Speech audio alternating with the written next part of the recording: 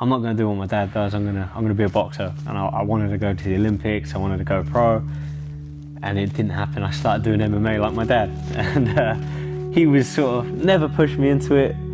He kind of just sort of guided me. I don't think he's ever missed a fight. He's come to every fight. So yeah, I think it's a driving factor. Like knowing he's sort of interested and maybe in a way like I want to like win the UFC title to do something maybe he wishes he could have done. No, he's a star in his own right. When we were kids, we used to watch him practicing for his strongman events. Yeah. You know, he was with the British strongest men, and we'd see that drive from boys, and you know, that was instilled in us. We're not going to quit.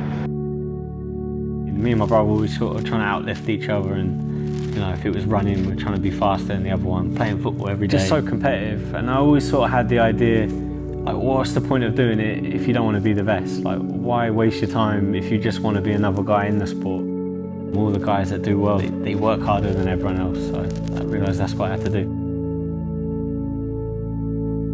My first fight was in like a little village hall. It was back when there was smoking inside, and there was a cloud of smoke above the boxing ring where it all just sort of travels to the lights. Just remember, like, they called my name and like they said, "Are you ready?" and all that. And I just ran across the ring throwing left hands, because I just throw left hand. Third round, I was exhausted.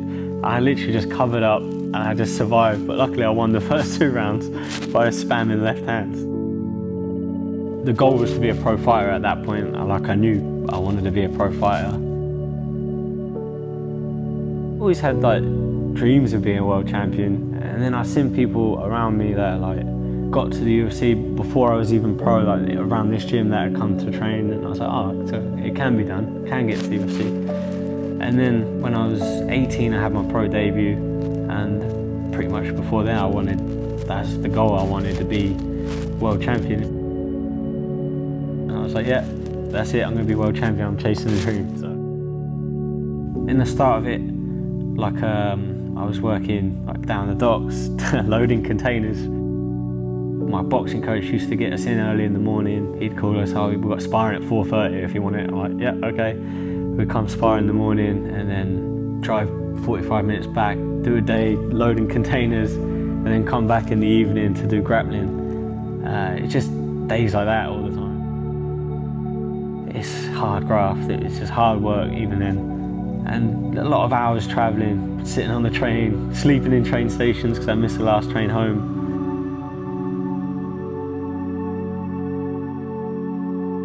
I've missed a lot of Christmases, I've missed a lot of birthdays, I've missed a lot of, you know, family time. My UFC debut, I visualised that for months before. Like I'd written it down, I woke up every morning, I spent 5 minutes thinking about it, and you know, with my eyes closed, sat in the dark, visualising it, and yeah, pretty much to a T, what I imagined, what I visualised came to fruition.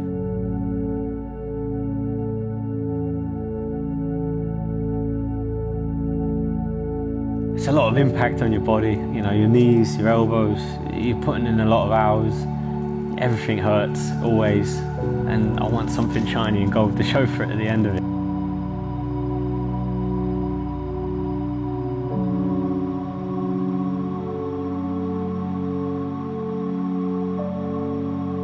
If I get them fights with guys ranked above me, I could beat a couple more of them, and I don't see why not. Like, why I wouldn't be in a title fight if I win the next 2.